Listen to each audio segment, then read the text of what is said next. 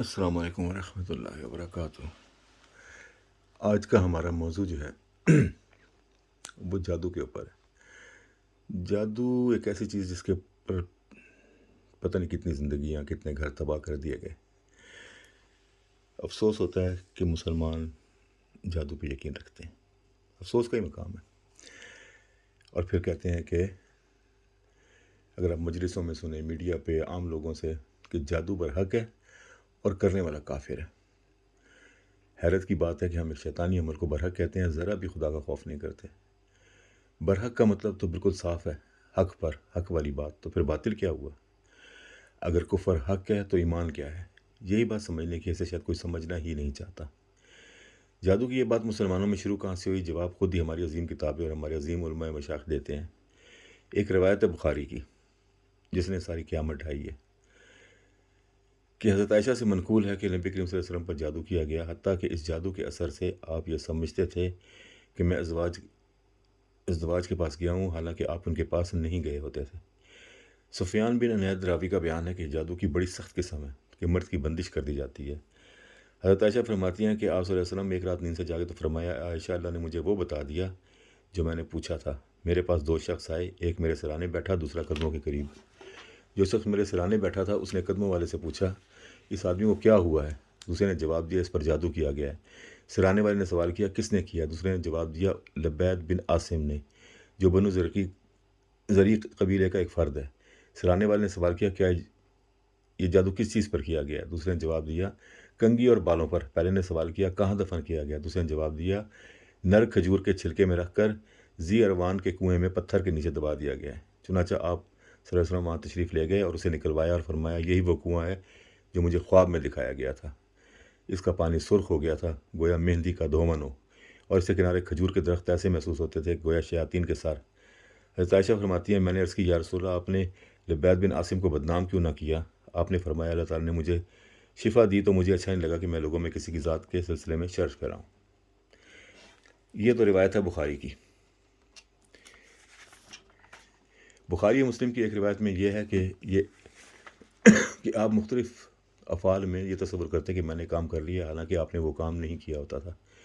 ایک روایت میں ام المومنین فرماتی ہیں کہ جب ایک رات میری باری آئی تو آپ نے خوب دعا کی، جس کے بعد آپ نے خواب دیکھا۔ بخاری کی ایک اور روایت ہے کہ آپ نے وہ چیز نکلوائی جس سے معلوم ہوا کہ جادو کنگھی اور بالوں پر کیا گیا ہے۔ ایک روایت میں ہے کہ آپ نے وہ چیزیں نہیں نکلوائیں۔ ایک روایت میں ہے کہ نکلوا کر دوبارہ دفن کرا دیں۔ مسلم کی روایت میں ہے کہ آپ کی کیفیت کافی عرصے تک رہی۔ بخاری جلد 2 صفحہ 895، 858، 857، مسلم جلد 2 صفحہ 221۔ یہ تو وہ روایات ہے بخاری مسلم اور دیگر کتب احادیث میں پائی جاتی ہیں جن کا حال بے حال ہی ہے۔ لیکن بعد کے محدثین مثلاً بغوی، حاکم وغیرہ اور تعویذ گنڈے کرنے والے ملاؤں نے اس پر مزید حاشیہ رائے کی ہے۔ ماؤس 3 اسی وقت اسی کام کے لیے نازل ہوئی۔ کنگھی کے ساتھ جو بال لگے ہوئے تھے اس میں گرہیں پڑی تھیں۔ آپ ان گرہوں پر ماؤس 3 پڑھتے جاتے اور دم کرتے جاتے، گرہیں کھلتی جاتی۔ غالباً ان لوگوں کو گرہ کھولنے کا بڑا تجربہ تھا، ورنہ ہم تو جانتے ہیں کہ سورہ فلق اور سورہ ناس مکہ معظمہ میں ابتدائی نبوت کے وقت نازل ہوئی تھی، اور پرانے قرآن کو کھول کر دیکھ لیں، سورہ فلق مکیہ اور سورہ ناس مکیہ ہی لکھا ہوگا۔ یہ بعد میں روایت پرستوں نے اس کو چینج کر دیا، تبدیل کر دیا۔ یعنی مرضی ہے لوگوں کو، جو دل کرتا ہے تبدیل کر دیتے ہیں، جو دل کرتا ہے کچھ کر دیتے ہیں۔ آپ کچھ کر تو سکتے نہیں ہیں لوگوں کا۔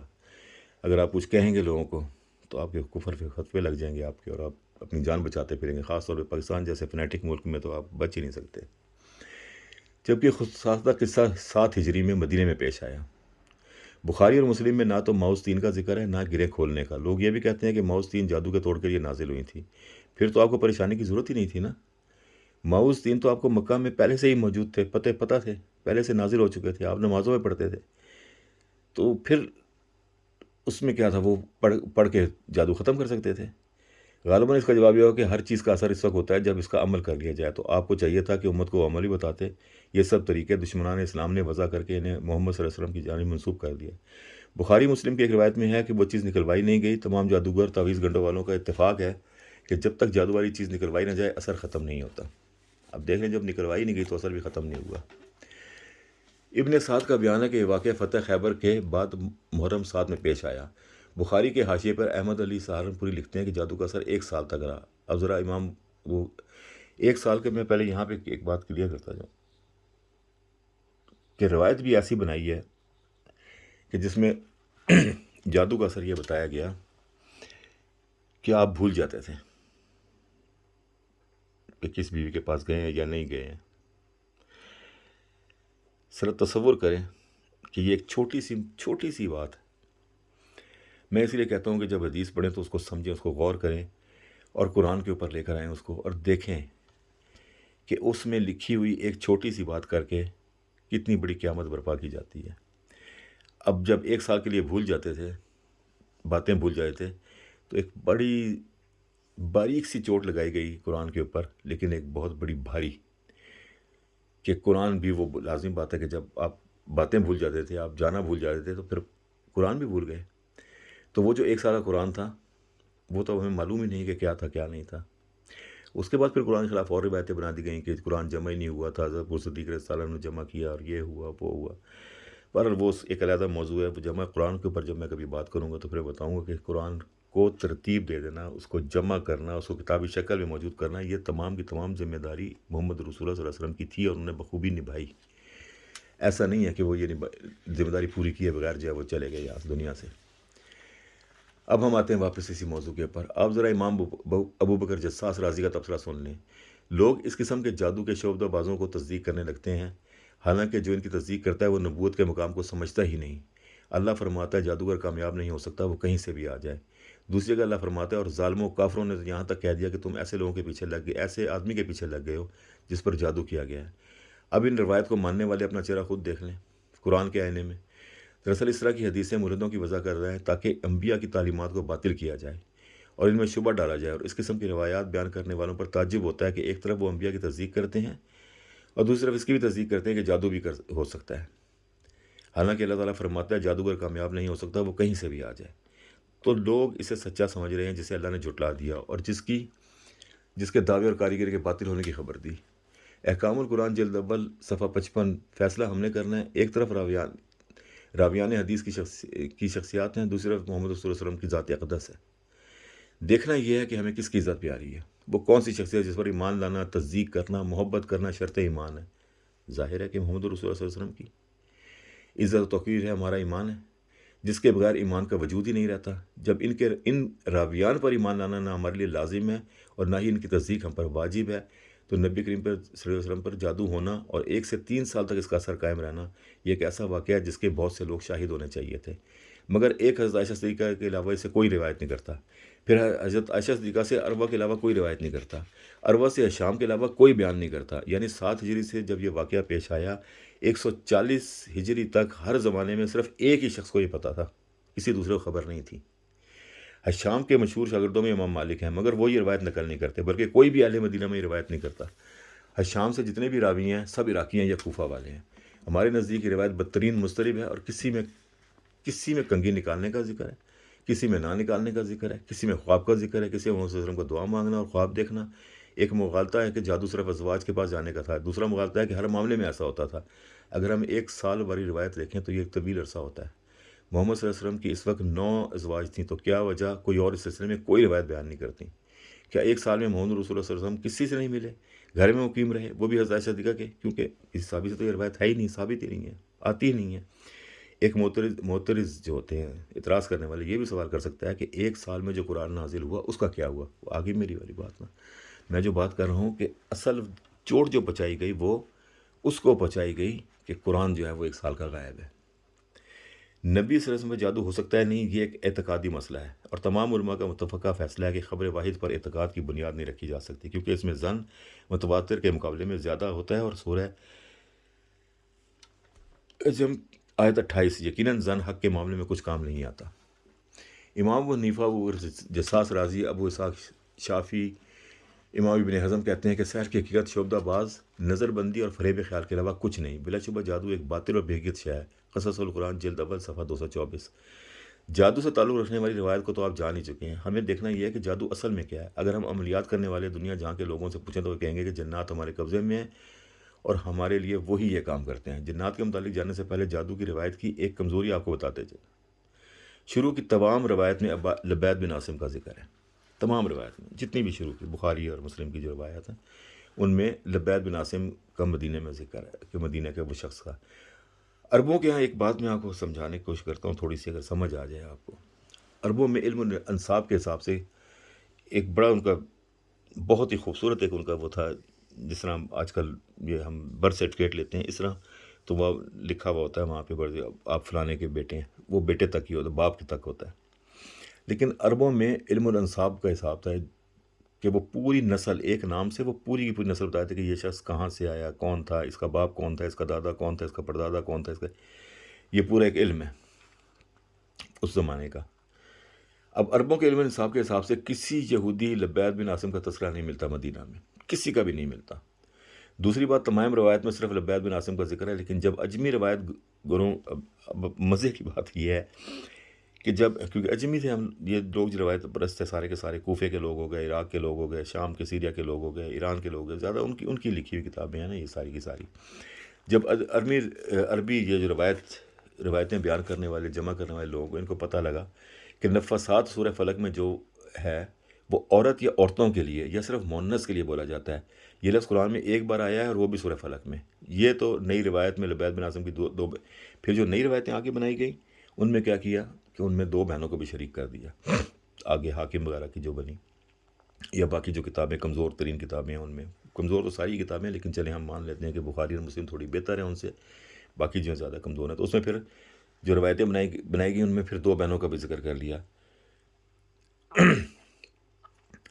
اب آپ سورہ فلق کی ہی بات دیکھ لیں، ہم سورہ فلق کی بات سورہ فلق پہ رکھتے ہیں کہ اس کو کہتے ہیں جادو کے توڑ کے لیے استعمال کریں۔ ہمارے مطلب میں اردو اسپیکنگ ہوں، تو ہمارے گھروں میں ذرا تھوڑے سے محاورے زیادہ بولے جاتے ہیں اردو کے، تو ہمارے یہاں لڑائی کرانے والی عورتوں کو عموماً کہا جاتا ہے کہ یہ تو گروہ میں پھونکنے والی ہیں۔ یعنی میری اماں کہتی ہوتی تھی کہ یہ جو عورتیں ہیں، کیا کہتے ہیں، یہ والی جو عورت ہے نا، یہ تو ایسی ہے جیسے گروہ میں پھونکے مارنے والی، یا آپ اسے یہ کہتے ہیں جلتی پہ تیل ڈالنے والی۔ تو ایسی عورتیں، ان کو وہ ذکر آیا ہے نفاسات کے اوپر، گروہ میں پھونکے مارنے ایک محاورہ استعمال کیا گیا ہے۔ اور قرآن اور بائبل، کیونکہ سب کتابیں قرآن ہیں، اگر آپ تورات دیکھیں اس میں بھی تماثیل ملیں گی آپ کو، آپ انجیل دیکھیں، انجیل بائبل کہہ لیں اس کو دیکھیں، اس میں بھی تماثیل ملیں گی، قرآن میں بھی تماثیل موجود ہیں کہ اللہ تعالیٰ کہتا ہے میں کسی تمثیل دینے سے، کوئی مثال دینے سے میں جھجکتا نہیں ہوں، وہ خواہ چھوٹی سے چھوٹی چیز کی ہو یا بڑی سے بڑی چیز کی ہو۔ امام ابو بکر جساس رازی نے اس کی مثال اس واقعے سے دیتے ہیں کہ ایک عورت کسی عورت کے پاس گئی، ایک واقعہ چھوٹا سا مختصر سنا دیتا ہوں میں آپ کو۔ ابو بکر جساس رازی نے لکھا ہے یہ واقعہ جادو کے اوپر۔ عورت کے پاس گئی کہ میرا شوہر آج کل مجھ سے ناراض رہتا ہے، پہلے جیسا پیار اور سکون نہیں رہا۔ تو وہ کہتی کہ تیرے شوہر کا کسی دوسری عورت کے ساتھ تعلق ہے، اپنے شوہر کے بال لا کر دے تو میں ایسا عمل کروں گی کہ وہ تیرا مرید ہو جائے گا۔ وہیں راستے میں اس عورت کا شوہر اس عورت کو ملتا ہے، تو وہ کہتی ہے کہ تیری بیوی کا تعلق کسی اور مرد سے ہے، وہ کسی رات تجھے قتل کر دے گی۔ اب شوہر خنجر پاس رکھ کر سوتا ہے، جس رات اس کی بیوی بال کاٹنے کینچی لے کر اس کے پاس آتی ہے، وہ سمجھتا ہے وہ اسے قتل کرنے والی ہے، سو وہ خنجر خود اس کو مارتا ہے۔ بس یہی گروہ میں پھونکنے والی باتیں ہیں، مگر لوگوں نے کیا سے کیا بنا دیا۔ اب ذرا جنوں کی بھی مختصر سی بات ہو جائے، کیونکہ یہ ہمارے موضوع سے خارج ہے، مگر کیونکہ جادوگر عملیات والے اسے ٹول کی حیثیت سے استعمال کرتے ہیں، تو جن کا مختصر ذکر کر دینا مناسب ہے۔ باقی آپ خود کوشش کریں قرآن کی مختلف تراجم پڑھیں اور اسے سمجھیں۔ یہ کتاب سمجھنے کے لیے، غور کرنے کے لیے نازل ہوئی ہے، نہ کہ برکت کے لیے، گھر میں سجانے کے لیے کہ سب سے اوپر طاق میں رکھی ہوئی ہے، بس چلیں جی ٹھیک ہے پڑھ لیں گے بچے، یا مولوی سے بچوں کو پڑھوا دیا اور بس۔ اور یہ حقیقت ہے کہ بہت سے جن اور انسان ایسے ہیں جن کو ہم نے جہنم کے لیے پیدا کیا ہے۔ ان کے پاس دل ہیں مگر وہ ان سے سوچتے نہیں، ان کے پاس آنکھیں ہیں مگر وہ ان سے دیکھتے نہیں، ان کے پاس کان ہیں مگر وہ ان سے سنتے نہیں، وہ جانوروں کی طرح ہیں بلکہ ان سے بھی زیادہ گئے گزرے۔ یہی وہ لوگ ہیں جو غفلت میں کھوئے ہوئے ہیں۔ الاعراف 179۔ اور دیکھو اس دن کیا ہوگا جب اللہ ان سب کو جمع کرے گا، اے گروہ جن، تم نے انسانوں میں سے بڑی تعداد اپنے ساتھ لے لی، اور انسانوں میں سے جو لوگ ان کے ساتھی رہے ہیں وہ کہیں گے اے پروردگار ہم ایک دوسرے سے فائدہ اٹھا رہے ہیں اور اس منزل تک پہنچ گئے ہیں جو تو نے ہمارے لیے ٹھہرائی تھی۔ اللہ فرمائے گا تمہارا ٹھکانہ آتش دوزخ ہے، اس میں ہمیشہ رہو گے بجز ان کے جنہیں ہم نجات دینا چاہیں گے، بلا شبہ تمہارا رب جاننے والا ہے۔ الانعام 128۔ جن کے معنی میں بہت زیادہ وسعت ہے، اس لیے جن پر اس مخلوق کو کہا گیا ہے جو آنکھوں سے پوشیدہ ہو اور عام طور پر دیکھنے میں نظر نہ آئے، یعنی بہت دور ہو، جیسے کوئی دور پہاڑ پر کوئی کھڑا ہے جن کا لفظ ان جانوروں پر بھی بولا گیا جو پالتو ہیں، صبح چرانے کے لیے دور جنگلوں اور زمینوں کی طرف لے جایا جائیں، اس خوراک پر بھی بولا گیا جو پیٹ میں جا کر چھپ جاتی ہے۔ مطلب جن کوئی ایک معنی میں استعمال نہیں ہوا کہ جن ایک مخلوق ہے جو پوزیس کر لیتی ہے، ایسا نہیں ہے۔ جن کا لفظ اس مخلوق پر بھی بولا گیا جو آگ سے پیدا ہوئی ہے اور ابلیس کی جماعت کی نسبت قرار پائی ہے، جن کو شیطان کے لفظ سے یاد کیا جاتا ہے، اور کیونکہ شیاطین انسانوں سے بھی ہیں اور جنوں سے بھی، وہ انسان جن پر شیاطین کا لفظ اطلاق کرتا ہے، جیسا کہ الانعام 111 112 123 124 میں گزر چکا ہے۔ سورہ الانعام کی آیت 128 میں جن جنوں کا ذکر ہے، وہ جن وہی ہیں جو آیت 124 والے ہیں، یعنی وہی مجرمین اکابر ہیں جن کو آیات 124 میں اکابر کے لفظ سے یاد کیا گیا ہے، کیونکہ یہ وہ لوگ تھے جن کے بلبوتے پر نت نئی برائیاں پھیلتی ہیں، کچھ ڈاکے ڈلواتے ہیں، کچھ ڈاکے ڈالتے ہیں، کچھ جوا کرواتے ہیں، کچھ کھیلتے ہیں، کچھ نے قعبہ خانے کھول رکھے ہیں، کچھ ان کی زینت ہیں، کچھ انبیاء نے قرآن اور نیک لوگوں کا مذاق، جو کچھ انبیاء اور قرآن اور نیک لوگوں کا مذاق اڑاتے ہیں، کچھ اڑواتے ہیں ان کی تعلیمات نہ مان کر، کچھ برائیاں کرنے والے ہیں، کچھ بے انتہا طاقتور لوگ ہیں جن کی وجہ سے برائیوں کی پشت پناہی ہوتی ہے۔ بس یہی جن ہے جن کا ذکر ان آیات میں ہے۔ بہرحال قرآن میں ایسے جنات کا ذکر کہیں نہیں جو انسانوں کو چمٹ جاتے ہیں یا پھر کوئی مافوق الفطرت کام انجام دیتے ہیں۔ اب جادو کی حقیقت قرآن سے دیکھتے ہیں۔ یہ حقیقت بات ہے کہ قرآن میں ایسے جن کا کسی کا ذکر نہیں ہے کہ وہ آ کے انسان کو پوزیس کر سکے اور وہ انسان جو ہے وہ الٹی سیدھی حرکتیں کرنی شروع کر دے یا پھر وہ کچھ ایسا اس کے ساتھ ہو۔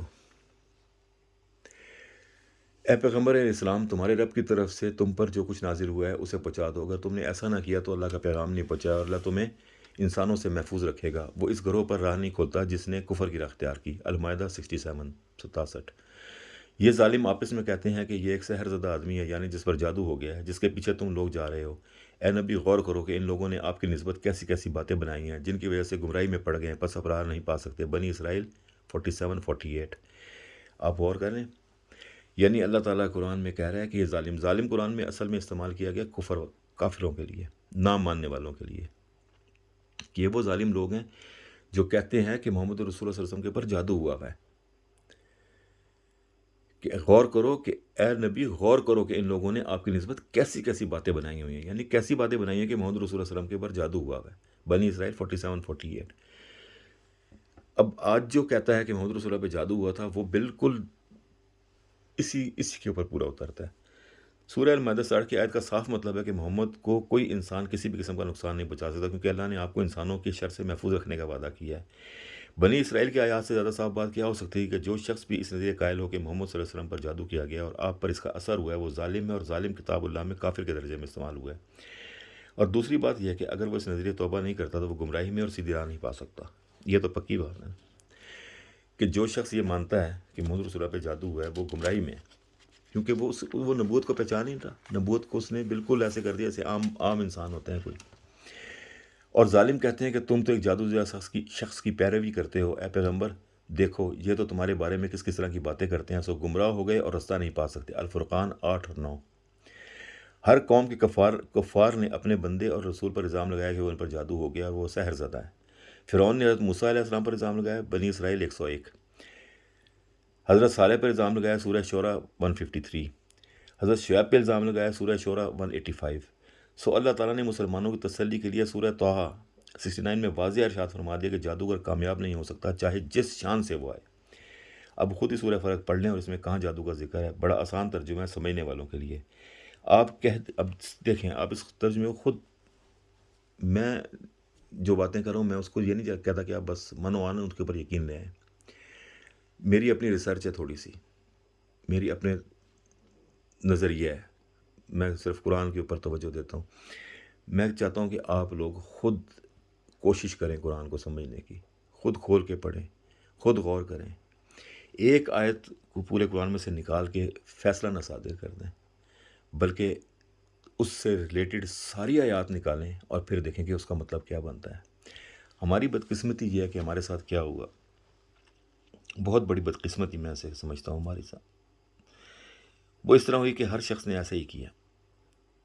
کسی نے قرآن کا ترجمہ کیا تو اس کے اوپر حاوی تھا فقہ، تو اس نے ہر معنی کو فقہ میں استعمال کیا۔ تصوف والوں نے اپنے طریقے پہ ترجمہ کیا۔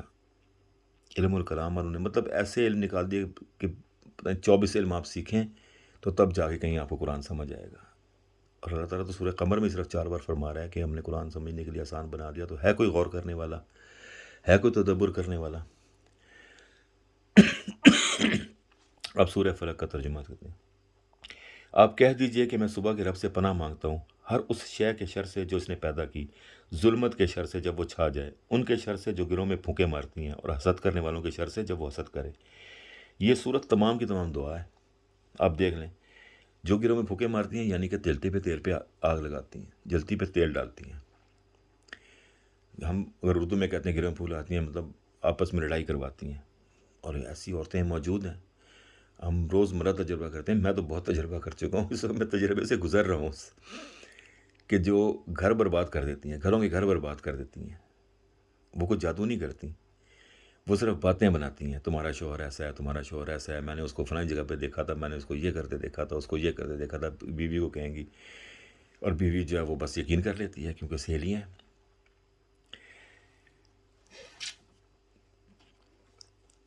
یہ صورت تمام کی تمام دعا ہے. دن کے رب سے، رات کے رب سے، گندی عورتوں سے، حسد کرنے والوں سے. اب حسد لازمی بات ہے کہ حسد جو لوگ کرتے ہیں، حسد یہ نہیں ہے کہ کسی نے آپ کو دیکھا حسد کی نظر سے اور آپ کے اوپر اثر ہو گیا اور آپ جناب تباہ و برباد ہو گیا. ایسا نہیں. حاسد کوئی بھی شخص ہے نا، وہ پھر آپ کے خلاف ضرور کچھ نہ کچھ اقدام کرتا ہے. جو شخص آپ سے حسد کرتا ہے، آپ کسی سے حسد کرتا ہے، وہ کوئی نہ کوئی اقدام کرتا ہے. اچھا، ایک یہاں پہ ویسے مختصر سی بات اور بھی جو ہے وہ سورہ ناس کے ترجمے کی طرف جانے سے پہلے، وہ یہ ہے کہ آپ بہت امیر لوگ دیکھ لیں، سرکل ہے نا، 3 4 سرکل ہے نا. ایک بے انتہا امیر لوگ ہیں، پھر ایک ہائی مڈل کلاس ہو گئے، اینڈ دین مڈل کلاس ہو گئے، اور پھر غریب لوگ ہو گئے. اچھا، جو جادو ہے وہ اکثر نہ تو غریب کے اوپر کوئی جادو ہوتا ہے. آپ کسی غریب کو کم ہی دیکھیں گے جادو میرے پہ جادو ہو گیا، کیونکہ اس کے وہ کہتا ہے میرے پاس ہے ہی کچھ نہیں، میرے پہ جادو کیا ہونا ہے. اور امیر کو تو جادو کچھ کرتا ہی نہیں ہے. وہ اس کی مثال میں آپ کو دوں گا ابھی تھوڑی دیر میں. رہ گئے مڈل کلاس اور تھوڑے سے ہائر مڈل کلاس. اگر آپ دیکھیں گے تو غور کریں گے تو ہمیشہ یہی پھر رہے ہوں گے جگہ جگہ مارے مارے عالموں کے پاس کہ ہم پہ جادو ہو گیا، ہمارا یہ کام نہیں ہو رہا، ہم پہ جادو ہو گیا. چلیں آتے ہیں ہم سورہ ناس کے اوپر. آپ کہہ دیجئے میں تمام انسانوں کے رب سے پناہ طلب کرتا ہوں جو تمام انسانوں کا بادشاہ ہے، تمام انسانوں کا رب ہے، ہر وسوسہ ڈالنے والے کی شرارت سے، جو وسوسہ ڈال کر پیچھے ہٹ جاتا ہے، اور جو انسان کے دل میں شبہات پیدا کرتا ہے، خواہ وہ جنات میں سے ہو یا عام انسانوں میں سے. یہ بھی دعا ہی ہے. جادو کا کوئی تعلق اس سے ہے نہیں. اب جہاں تک وسوسے کا تعلق ہے تو اچھے انسانوں میں اچھے وسوسے اور برے لوگوں میں برے وسوسے آتے ہی رہتے ہیں. بلکہ ایک قانون عام ہے کہ انسان کے اندر ہر وقت وسوسوں کی ایک جنگ جاری چل رہی ہوتی ہے. رب کائنات سے ہی مدد مانگی جا سکتی تھی، وہ مانگ لی کہ اللہ تعالیٰ مجھے برے وساوس سے بچا. ان لوگوں سے بھی جو چٹکلا چھوڑ کر پیچھے ہٹ جاتے ہیں اور پھر موقع بے موقع چٹکلے چھوڑتے رہتے ہیں، اور ایک دن نفرت کے پہاڑ کھڑے ہو جاتے ہیں اور قتل و غارت تک نوبت پہنچ جاتی ہے. کسی کے پاس دولت ہے، وسوسہ آیا میرے پاس کیوں نہیں ہے، اس سے چھین لینے کے لیے طبی تراغیب ہوئی. کوئی حسین عورت دیکھ کر اسے زبردستی حاصل کرنے کی رغبت ہوئی. ہم روزانہ ہزاروں وساوس کا سامنا کرتے ہیں، نام دیتے ہیں جادو کو. ہے کہ نہیں عجیب بات؟ حالانکہ جادو کا تو کوئی تعلق بھی نہیں بنتا. وسوسہ ڈالنا یا وسوسے ہمارے اندر پیدا ہونا، یہ ہمارے اندر دو طاقتیں ہیں نا، ایک نیکی کی اور ایک بدی کی طاقت، دونوں موجود ہیں ہمارے اندر. جس وقت ہمارے اوپر بدی کی طاقت حاوی ہوتی ہے تو کیا وہ جادو ہوتا ہے؟ جادو سحر ہے نا. اب اگر ہم سحر کو دیکھیں تو کچھ لوگ کہتے ہیں کہ یار وہ شخص بہت سحر البیان ہے. اب لازم اس کی باتوں میں جادو ہے. وہ باتیں ایسی کرتا ہے، ایسی زبردست باتیں کرتا ہے کہ بندہ جو ہے اس میں مسحور ہو جاتا ہے. مسحور مطلب کہ سمجھ لیں کہ جادو ہوا ہو جاتا ہے وہ. جادو سحر کیا ہے؟ فرعون نے حضرت موسیٰ کو کہا کہ تم جادوگر ہو کیوں؟ کیا موسیٰ نے کچھ جادو کر کے دکھایا تھا، یا ہر نبی کو ان کی قوم کے نام ماننے والوں کو جادوگر کہا گیا؟ کیا وجوہات تھیں؟ صرف ایک یہ کہ آپ کا پیغام ایسا اثر رکھتا ہے کہ جیسا کہ جادو لوگ آپ کی طرف کھینچے چلے جاتے ہیں. جب کوئی بھی انسان محسوس کر لے کہ اس پر جادو ہو گیا ہے اور اس کی تباہی کے لیے ہوا ہے تو اس کی ہمت ٹوٹ جاتی ہے اور وہ سخت محنت کر کے وہ مقام واپس لینے کی جگہ عارضی سہاروں کے پیچھے بھاگتا ہے، مزید تنزلی کی طرف جانا شروع کر ہو جاتا ہے. عذرائے مذاق ایک واقعہ پاکستان کے چند مشہور جادوگروں میں سے میں نے ان کو کہا، میں نے ہنسی آتی ہے مجھے اس بات پہ. میں بڑے فون کرتا تھا ان کو جادوگروں کو. تو میں نے ایک بڑے بڑے جو مشہور تھے ان کو میں نے کہا یار اس طرح کرو یہ عراق کی جنگ ہو رہی ہوئی تھی اور کافی قتل و غارت ہو رہی تھی وہاں پہ. تو میں نے کہا یار آپ اس طرح کرو کہ جارج بش کے اوپر جادو کر دو کہ وہ عراق پر حملہ نہ کرے. تو ان کا جواب بڑا مزاح کا خیز تھا کہ بڑے لوگ طاقتور لوگوں اور ایسے امیر لوگوں پر جادو کا اثر نہیں ہوتا تو ہوتا کن پر ہے بھائی؟ غریبوں پر ہوتا ہے، مستوی جو درمیان طبقے کے لوگ ہیں ان کے اوپر ہوتا ہے. حیرت نہیں ہے؟ مطلب اب جادو نہ بڑے لوگوں کے اوپر ہوتا ہے. وہی میں نے جو آپ کو پہلے مثال دی تھی کہ نہیں ہوتا. تو یہی سنانا تھا میں نے کہ جادو جو ہے وہ کہتے ہیں. میں نے جب ان سے رابطہ قائم کیا میں کہا جادوگروں کو. بہرحال جادو کے بارے میں جو تھوڑی سی گزارشات کرنی تھی ہم نے کر دی. ہدایت تو صرف اللہ کے ہاتھ میں ہے. تو جو اللہ کی کتاب کو مانتا ہے وہ ضرور غور کرے گا، اور جس کا ایمان ہے وہ قیامت کو خود اپنا جواب دے. ان عالموں اور پیروں کو کیا ہو گیا کہ اب قرآن کیا کہتا ہے؟ ان عالموں اور پیروں کو کیا ہو گیا کہ انہیں جھوٹ بولنے اور مال حرام کھانے سے روکتے نہیں. کیا ہی بری کارگزاری ہے جو یہ کر رہے ہیں. المائدہ 63. حضرت عبداللہ بن عباس سے فرماتے ہیں کہ علماء اور مشائخ کی ڈانٹ کے لیے اس سے زیادہ سخت آیت قرآن کریم نے نہیں ہے، اور امام ضحاک سے بھی اس طرح نقل کیا گیا ہے. ابن جریر، ابن کثیر. حضرت علی نے اپنے خطبے میں اللہ تعالیٰ کی حمد و ثنا کے بعد فرمایا، لوگوں تم سے پہلے اس بنا پر ہلاک کر دیے گئے برائیاں کرتے تھے اور ان کے علماء اور مشائخ خاموش رہتے تھے، دین میں نئی نئی چیزیں ایجاد کرتے. جب یہ عادت ان میں پڑ گئی تو اللہ نے انہیں قسم قسم کی سزائیں دیں. مسند احمد کی روایت ہے یہ. آخر میں قرآن مظلوم کی التجا آپ کی نظر ہے. جیسے آج مسلمان نے چھوڑ دیا، بلکہ چھوڑ نہیں دیا، قرآن کے خلاف جنگ شروع کر دی ہے. اور ہم نے تم پر بھی یہ کتاب نازل کی تاکہ جو ارشادات لوگوں پر نازل ہوئے ہیں وہ ان پر ظاہر کر دو تاکہ وہ غور کریں. النحل 44. جادو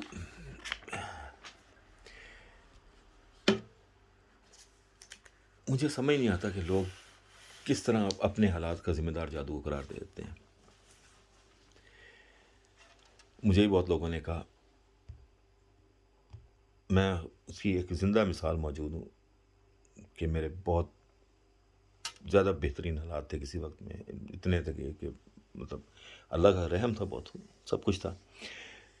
اور پھر ایک دم جیسا ٹائٹ حالات آئے تو لوگوں نے کہا جی بس یہ کیا کہ دو ہی باتیں مجھے ہر بندہ کہتا تھا، بھائی جی آپ کو تو نظر لگ گئی ہے یا آپ پہ کسی نے جادو کر دی ہے.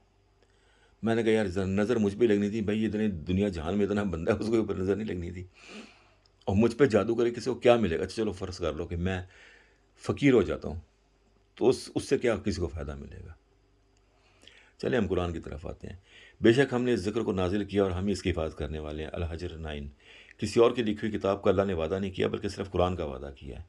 قرآن ہم سے پرزور مطالبہ کرتا ہے کہ ہم اس کتاب میں تدبر اور تفکر کریں.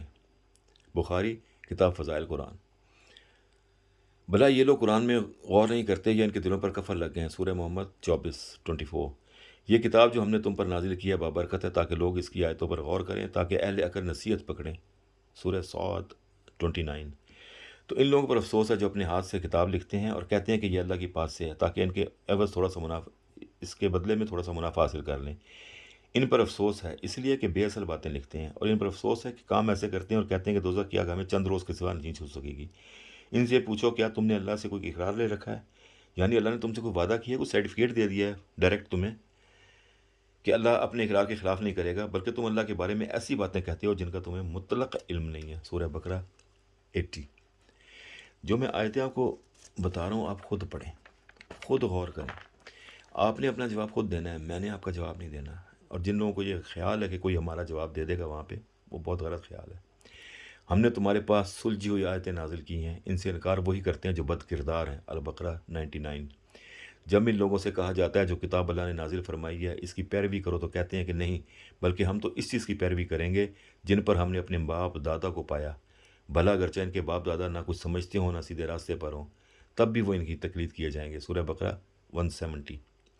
جو لوگ اللہ کی کتاب سے ان آیتوں اور ہدایتوں کو جو اس نے نازل فرمائیاں چھپاتے ہیں اور ان کے بدلے تھوڑا سا دنیاوی فائدہ اٹھاتے ہیں، وہ اپنے پیٹوں میں معاذ آگ بھر رہے ہیں. ایسے لوگوں سے اللہ قیامت کے دن نہ کلام کرے گا نہ ان کو پاک کرے گا، ان کے لیے دکھ دینے والا عذاب ہے. سورہ بقرہ 174. اختلافات کا حل قرآن میں ہے. سورہ بقرہ 213. اور ہم نے قرآن کو سمجھنے کے لیے آسان کر دیا تو کوئی ہے جو سوچے سمجھے. القمر 17. اور ہم نے قرآن کو سمجھنے کے لیے آسان کر دیا تو کوئی ہے جو سوچے سمجھے. القمر 22، 32 اور 40. یعنی 4 دفعہ میں نے کہا تھا آپ کو، 4 دفعہ ہی ذکر ہے سورہ قمر میں. صرف سورہ قمر میں اللہ تعالیٰ نے 4 بار کہا قرآن آسان ہے، تو ہے کچھ جو سمجھے۔ اب آخر میں 2 باتیں ہیں جن مسلمانوں کو دعویٰ ہے کہ قیامت دن ہم مشرق جائیں گے، وہاں وہ اس بات کا کیا کریں گے؟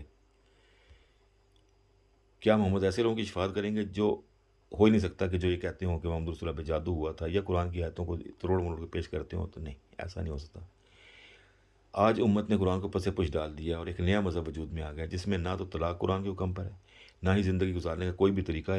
علامہ اقبال کہتے ہیں یہ امت روایات میں کھو گئی۔ آج اسلام صرف رسم و رواج کا مذہب بن چکا ہے جس کا وجود قرآن میں نہیں۔ آخر میں کافی لمبی ہو گئی، یہ آدھا گھنٹہ ہو گیا، پتہ نہیں اب یوٹیوب پہ چڑھے گی بھی کہ نہیں چڑھے گی۔ آخر میں عمر بن شعیب کی روایت امام احمد بن حنبل کی زبانی سن لیں۔ رک جاؤ اے قوم کہ پہلے انبیاء کی باتوں میں اختلافی پہلو نکالنے اور کتاب الہی پر کتاب الہی کے ذریعے ضربے لگانے کی وجہ سے امتیں زوال پذیر ہوئیں اور پھر کبھی نہ اٹھ سکیں۔ یاد رکھو قرآن اس لیے نازل نہیں ہوا کہ اس کا ایک حصہ دوسرے حصے کی تکذیب کرے یا ایک مفہوم دوسرے مفہوم کی نفی کر ڈالے۔ اس کا تو ہر حصہ ایک دوسرے کی تصدیق و توثیق کو نمایاں کرتا ہے۔ البیان والتعریف، شیخ ابراہیم بن حمزہ الخفی، طبع مصر، جلد اول 272۔ فیصلہ آپ کا جادو پر ایمان رکھیں یا اللہ پر۔ قیامت کے دن پر ہر نفس اپنے اعمال کا ذمہ دار ہوگا، یہ بھی اللہ رب العالمین کی روشن کتاب میں بار بار بتا دیا گیا ہے۔ بہرحال ہماری سمجھ کے مطابق جادو اور جنوں کا چمٹ جانا یہ سب انسانوں کا اپنا وہم اور وسوسہ ہے۔ آج ہم نے تمہارے لیے تمہارا دین مکمل کر دیا، اپنی نعمت تم پر تمام کر دی۔ مائدہ 3۔ جب دین مکمل ہو گیا تو اس کا مطلب قرآن پورا لکھا گیا۔ خدا ہی نے تمہاری طرف مفصل کتاب اتاری ہے۔ مفصل کتاب، جب بھی آپ آیت کو دیکھیں گے تو کتاب کا ذکر آیا ہے۔ ہم کہتے ہیں نہیں، ابو بکر صدیق رضی اللہ عنہ کے زمانے میں جو ہے وہ قرآن اکٹھا ہوا اور پھر وہ کوئی پتھر پہ لکھا ہوا تھا، کوئی چال پہ لکھا ہوا تھا، کسی کو زبانی یاد تھا۔ تو یہ جب قرآن اس کو کتاب مخاطب کر رہا ہے تو وہ کتابی شکل میں موجود تھا محمد رسول اللہ صلی اللہ علیہ وسلم کی زندگی میں۔ بے شک یہ قرآن ایسا راستہ دکھاتا ہے جو بہت سیدھا ہے۔ بنی اسرائیل 9۔ یہ ایک برکت والی کتاب سے ہماری نازل کردہ، تو اس پر چلے چلو اور پرہیزگار بنو تاکہ تم پر رحم ہو۔ الانعام 155۔ اس سے ظالم تر کون ہے جس کو اللہ کی آیتوں سے نصیحت کی گئی تو اس نے اس سے منہ موڑ لیا، بے شک ہم گناہ گاروں سے بدلہ لیں گے۔ السجدہ 22۔ جو ہماری آیتوں سے کتراتے ہیں ان کے کترانے کے سبب ہم ان کو برے عذاب کی سزا دیں گے۔ الانعام 157۔ یعنی کہ جو کہتے ہیں یار یہ آیت ہمارے ہم کو ایسا کام کر رہے ہیں جس کی تکذیب کر رہی ہے یہ آیت، تو اس سے بچ کے چلو۔ میں تو کچھ لوگوں سے یہ بھی سنا ہے کہ یار جتنا علم ہوگا اتنی پکڑ ہوگی، اس لیے پڑھنے کی ضرورت نہیں ہے قرآن مجید، ورنہ پکڑے جائیں گے۔ مرضی تمہارے پاس تمہارے خدا کی طرف سے بصیرتیں آ چکی ہیں، تو جو دیکھ پایا اس کا فائدہ اسی کو ہے، جو اندھا ہو رہا تو اس کا وبال اسی پر ہے۔ الانعام 104۔ جس نے میرے قرآن سے منہ موڑا تو ضرور اس کے لیے تنگی ہے، اور قیامت کے دن ہم اس کو اندھا اٹھائیں گے، اور وہ کہے گا اے خدا مجھے اندھا کیوں اٹھایا، تو ہم دنیا میں آنکھ رکھتے تھے۔ جس طرح ہماری آیتیں تمہارے پاس پہنچی ہیں تم نے انہیں بھلا دیا، اس طرح آج تم بھلا دیا جاؤ گے۔ اس کا صاف سورہ طٰہٰ 124 سے 126 تک کہ جس طرح ہم دنیا میں رہتے ہوئے اللہ کی آیتیں ہم نے بھلا دیں، تو اللہ تعالیٰ کہہ رہا ہے کہ میں قیامت کے دن میں بھول جاؤں گا۔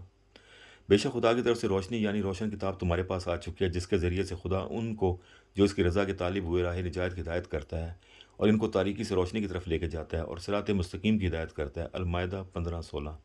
کہہ دو ایمان والوں کے لیے یہ ہدایت و رحمت ہے۔ حامیم سجدہ 44۔ لوگوں خدا کی طرف سے نصیحت اور دل کی بیماریوں کی شفا اور مومنوں کے لیے ہدایت و رحمت تمہارے پاس آ چکی، تو اے رسول ان کو سنا دو کہ خدا کے فضل و رحمت یعنی قرآن ہی پر چاہیے کہ لوگ خوشیاں منائیں۔ یہ ان سب کتابوں سے بہتر ہے جو لوگ جمع کرتے ہیں۔ یونس 57-58۔ جو لوگ قرآن کو مضبوطی سے پکڑ لیتے ہیں اور نمازیں قائم کرتے ہیں تو وہ نیکوکار ہیں، اور ہم ان کا ثواب ہرگز ضائع نہیں کریں گے۔ الاعراف 170۔ کہہ دو ہم نے صاف صاف عذاب سے ڈرانے والے ہیں، جیسا کہ عذاب نازل کیا یہود اور نصارہ پر جنہوں نے قرآن کو ٹکڑے ٹکڑے کر دیا تھا، تو تیرے رب کی قسم ہے ہم ان کے کیے کا ضرور ان سے سوال کریں گے۔ الحجر 89 سے 93 تک۔ یہود و نصارہ نے تورات اور انجیل کو ٹکڑے ٹکڑے کر دیا، یعنی ضائع کر دیا، عمل چھوڑ دیا اور بتدریج اس کی جگہ اور کتابیں بنا لیں۔ ہم نے ابراہیم والوں کو کتاب یعنی حکمت عنایت کی تھی۔ النساء 54۔ قرآن مجید ہی ساری اگلی کتابوں میں نازل ہوا تھا۔ شعراء 196۔ آج آخری دور میں بھی اب حقیقی اسلام قرآن مجید میں ہے اور حقیقی مسلمان قبروں میں۔ بے شک قرآن قول فیصل ہے۔ الطارق نمبر 13۔ اب قرآن کو پڑھنے، سمجھنے اور عمل کرنے، تدبر کرنے کے لیے پیش کرنے کے بعد ہم کوئی کہے کہ میں نہ مانوں تو کیا علاج ہے؟ مگر یہ بیماری نئی نہیں، ایسی بیماری نصارہ میں بھی تھی اور یہود میں بھی۔ آج جہاں کسی کو کہیں گے بھائی قرآن سمجھو، وہ کہتا ہے جناب کسی شیخ، مولوی یا عالم کے بغیر قرآن نہیں سمجھا جا سکتا۔ تو پھر تو وہ تمام آیات قرآن سے نکالنی ہوں گی۔ صرف سورہ قمر میں اللہ تعالیٰ نے 4 بار فرمایا کہ ہم نے قرآن سمجھنے کے لیے آسان بنایا، پر ہم تھوڑا تاریخ پہ غور کریں تو 382 AD میں چرچ نے بھی بائبل پڑھنے پر پابندی لگا دی تھی، بلکہ جو بائبل پڑھتا تھا اور بیان کرتا تھا اسے سزا دی جاتی تھی، یہاں تک کہ موت کی سزا بھی دی جاتی تھی۔ صرف چرچ کو اجازت تھی کہ وہ بائبل میں کیا لکھا ہوا ہے لوگوں کو پڑھ کر بتائیں۔ اس سے قبل یہود میں بھی یہودیت کے ٹھیکیداروں کے پاس تورات ہوتی تھی اور وہی اس کا مطلب اور مدعا لوگوں کو بتاتے تھے۔ تو آج مسلمانوں کے ساتھ کیا ہو رہا ہے؟ جو قرآن بیان کر لے وہ اسلام سے خارج، جیسا کہ ناستک عیسائیوں سے، ہندوازم سے اور یہودیوں سے خارج ہوئے، کیونکہ وہ کسی قدر اصل کتاب کی بات کرتے تھے۔ آج عیسائیت میں اصل بائبل انجیل تو غائب ہے، مگر John, Luke, Mark, Matthew, gospel of Matthew, Mark, Luke, John موجود ہیں، اور ان میں خدا کا کوئی فرمان تو نہیں مگر حضرت عیسیٰ کی کہی ہوئی باتیں ہیں، یعنی کہ یہ بھی ان کی حدیث کی کتابیں سمجھ لیں آپ۔ وہ خود اس کے ذمہ دار ہیں، کتاب چھوڑنے کے بعد یہی حال ہونا تھا۔ بلکہ اس سے بھی برا فیصلہ مسلمانوں کے اپنے ہاتھ میں خدا کی طرف پلٹنا ہے یا اپنے خود ساختہ عقائد کی طرف۔ اگر آپ یہودیوں کو بھی دیکھیں، بنی اسرائیل کے لوگوں کو، تو ان کا بھی یہ ہے کہ وہ تورات نہیں پڑھتے۔ تورات موجود ہے ان کے پاس کسی نہ کسی حالت میں، وہ نہیں پڑھتے وہ، بلکہ وہ روایتیں پڑھتے ہیں۔ ہمیں معلوم ہے کہ لوگ سوال اٹھائیں گے کہ ہاروت اور ماروت 2 فرشتے جو جادو سکھاتے، تو اس اب ایک واقعہ جو ہے وہ ہاروت ماروت کا وہ ہر بندہ پیش کرتا ہے۔ جب بھی جادو کی بات ہوتی ہے تو وہ اس کو اٹھا کے لے آتے ہیں کہ دیکھیں جی وہ ہاروت اور ماروت جو تھے وہ فرشتے جادو سکھاتے تھے۔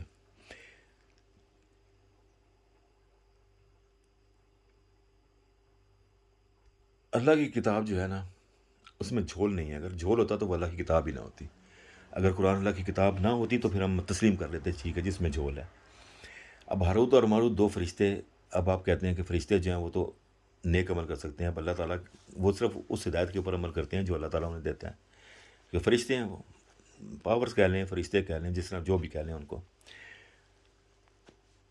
تو یہاں پہ کیونکہ ترجمہ اس طرح کیا گیا ہے کہ ایسے محسوس ہوتا ہے کہ جیسے فرشتے ہی سکھاتے تھے۔ تو ترجمہ میں پڑھ دیکھ لیتے ہیں ہم اس ترجمے میں کیا ہے۔ ان لوگوں نے ان اعمال و احکام کی پیروی کی جنہیں شیاطین سلیمان کے عہد سلطنت سے منسوخ کر کے پڑھایا کرتے تھے، حالانکہ سلیمان کبھی کسی ایسے کفر کا مرتکب نہیں ہوا تھا۔ دراصل یہ اپنی انہی شیطانوں کا کفر تھا کہ لوگوں کو جادوگری سکھاتے تھے، اور یہ بھی صحیح نہیں کہ بابل میں 2 فرشتوں ہاروت اور ماروت پر اس طرح کی کوئی بات نازل ہوئی تھی۔ دراصل یہ ان لوگوں کی من گھڑت داستان ہے، جسے وہ یوں بیان کرتے ہیں کہ وہ جو کچھ بھی کسی کو سکھاتے تھے تو یہ کہے بغیر نہیں سکھاتے تھے کہ دیکھو ہمارا وجود تو ایک فتنہ ہے، پھر تم یوں کفر کرتے ہو، کفر میں مبتلا ہوتے ہو۔ لیکن اس کے باوجود لوگ ان سے ایسے اعمال و اقوال سیکھتے ہیں جن کے ذریعے شوہر اور بیوی میں، اچھا جادو کی بھی وہ قسم دیکھ لیں کہ وہ صرف شوہر اور بیوی میں جدائی ڈالتا تھا، کچھ اور کام نہیں کرتا تھا۔ حالانکہ حقیقت یہ ہے کہ وہ کسی انسان کو نقصان نہیں پہنچا سکتے، الا یہ ہو سکتا ہے کہ اللہ کے حکم سے کسی کو نقصان پہنچنے والا ہو، اور نقصان پہنچ جائے تو یہ اپنی فصل کی طرف منسوب کر لیں۔ یہ لوگ کتاب الہی کو چھوڑ کر ایسی باتیں سیکھتے ہیں جو انہیں سراسر نقصان پہنچانے والی ہیں۔ انہیں یہ بھی معلوم ہے کہ کوئی جادوگری کا خریدار ہوتا ہے، اس لیے آخرت کی برکت میں کوئی حصہ نہیں ہوتا۔ بس افسوس ان کی اس خرید و فروخت پر، کیا ہی بری جنس ہے جس کے بدلے انہوں نے اپنی جانوں کی نجات فروخت کر دی۔ کاش وہ اس حقیقت کی خبر رکھتے۔ سورہ بقرہ 101 102۔ ہاروت و ماروت کی جتنی بھی روایات ہیں سب غیر معتبر اور واحد تباہی ہیں، جن کا کوئی سر پیر ہی نہیں ہے۔ تمام کی تمام اسرائیلیات سے ہماری طرف منتقل ہو گئیں، اور ہماری شروع کی تفسیر کا یہی حال ہے کہ وہاں اسرائیلیات بھری پڑی ہیں۔ ابن کثیر پڑھ لیں آپ، اس میں ساری بائبل اور اسرائیلیات بھری ہوئی ہے۔ جیسے بعد کے آنے والوں نے کیا کیا، انہوں نے اس کو اسلام سمجھ کے انہی روایت کو، وہ کہتے ہیں نا کہ وہ لکیر کے فقیر، کہ جی وہ ابن کثیر نے لکھ دیا تو اب ہم بھی لکھ دیں، کیا فرق پڑتا ہے۔ تو یہ سلسلہ بس اس طرح ہی چلتا رہا، اور پھر یہ مذہب اور تاریخ کا حصہ بن گئی۔ اصل بات یہ ہے کہ یہود جب بابل میں آباد ہوئے تو وہاں انہوں نے دیکھا کہ لوگ 2 فرشتوں ہاروت اور ماروت کے فرضی ناموں کی بہت قدر کرتے ہیں، تو انہوں نے فرضی ناموں سے روایات کے انبار لگا دیے۔ قرآن سورہ بقرہ کی آیات میں یہی کہہ رہا ہے کہ یہ جھوٹ ہے، من گھڑت ہے۔ جو کچھ لوگ کہتے ہیں کہ فرشتے کو برا کام سکھاتے تھے، بہرحال جتنا یہودیوں کو ان علوم کا شوق تھا اتنا ہی آج مسلمانوں کو بھی ہے، اور سمجھتے ہیں کہ جادو کوئی اثر رکھتا ہے، جبکہ قرآن اس کا انکار کر رہا ہے۔ جادو تو وہم ہی ہے، اور آج جو قرآن ہمیں غور کرنے، عمل کرنے اور تحقیق کرنے کے لیے دیا گیا تھا، اسے ہم نے تعویذات کا مجموعہ بنا کے رکھ دیا ہے۔ بلکہ اب تو بے تحاشا کتابیں بازاروں میں ملتی ہیں، اعمال قرآنی، قرآنی عملیات، پتہ نہیں کیا کیا عجیب عجیب کتابیں ہیں، وہ 2 4 میں نے دیکھی تھیں تو میں حیران ہی ہو گیا تھا۔ تو ہم کس چیز کے دعوے دار ہیں؟ یہودی یا جادوگر کیوں جہنم میں جائیں گے اور ہم جنت میں ہیں؟ ہم بھی سب کچھ وہی کر رہے ہیں جو اور قوموں نے کیا، اپنی کتابوں کو پس پش ڈال دیا۔ ہم نے بھی قرآن کو پس پش ڈال دیا۔ ہم تو قرآن کی بات سننا کرنا پسند ہی نہیں کرتے۔ تو پھر ہم کس بات کے دعوے دار ہیں کہ ہم مسلمان ہیں، جب کہ ہم کسی بھی صورت میں قرآن کی طرف آنے کو تیار ہی نہیں ہیں؟ جب ہم قرآن کی طرف آنے کو تیار نہیں ہیں تو پھر ہمارا انجام بھی وہی ہے۔ آج ہم دنیا میں ہر طرف رسوا ہیں، دنیا کی تمام ترقیاں ان لوگوں کے پاس ہیں۔ انہوں نے ایک ایجاد دے دی، مذہب، جس نے جو مذہب پہ عمل کرنا ہے وہ کرتا رہے، سائنس، ترقی، ہر چیز ان کے پاس ہے۔ یہ کرونا آیا تھا، دیکھ لیں آپ، ابھی تک کسی مسلمان ملک نے ویکسین بنائی کوئی نہیں، یا وہ ملحد چینیوں نے بنائی، یا پھر یہاں پہ یورپ اور امریکہ نے بنائی۔ تو آخر کون سی چیزیں ہیں جو ہمیں روک رہی ہیں؟ کیا یہ شلوار ٹخنوں سے اوپر کر لینا، لمبی سی داڑھی رکھ لینا، سر پہ ٹوپی رکھ لینا، یہ کوئی ہم پہ فرض کیا گیا تھا؟ ہم پہ تو کوئی لباس بھی فرض نہیں کیا گیا، کوئی ہیئت فرض نہیں کی گئی کہ تم نے یہ بنا کے رکھنی ہے اپنی شکل۔ ہمیں تو کہا گیا غور کرو، غور کرو، غور کرو، قرآن پہ غور کرو۔ اور یہ لوگ، وہ لوگ جو رات اور دن لیٹے ہوئے بیٹھے ہوئے قرآن پر غور کرتے ہیں اور وہ سوچتے ہیں کہ اللہ تعالیٰ تو نے یہ دنیا جو ہے وہ فضول نہیں بنائی، ان کے لیے اللہ تعالیٰ نے نجات کہی ہے۔ اور ہم تو بس یہی سوچتے رہتے ہیں آج شام کو کہ آج یار میری کاروبار نہیں چلا، آج وہ جادو بھائی اثر کر گیا، صبح اب جا کے اس کا توڑ لے کے آنا ہے۔ بس یہی ہے۔ میں نے بہت سے لوگوں کو دیکھا ہے، وہ ہر وقت کچھ نہ کچھ پڑھتے رہتے ہیں، پھر پانی گھر میں چھڑکاتے رہتے ہیں کہ ہمارے گھر میں جادو ہوا ہوا ہے۔ بہرحال یہ چھوٹی سی عرض تھی، لیکن 40 منٹ کی ہو گئی، کہ جادو نہیں ہے کچھ بھی۔ اگر جادو ہوتا اور آپ کی زندگی خراب ہو رہی ہوتی اس سے، تو اس کا مطلب ہے کہ آپ کا ایمان ہی کمزور ہے۔ آپ اپنی غلطی کو نہیں دیکھ رہے، کس وجہ سے آپ کے کاروبار کو نقصان ہوا یا کس وجہ سے آپ کے گھر میں جھگڑا پیدا ہوا، بلکہ آپ اس کو ایک جسے کہتے ہیں نا ایکسکیوز بنا رہے ہیں، یہ جادو کی وجہ سے ہوا۔ ایسا ہرگز نہیں ہے۔ غور کریں، انشاءاللہ اگلی بار تقدیر کے اوپر گفتگو ہوگی۔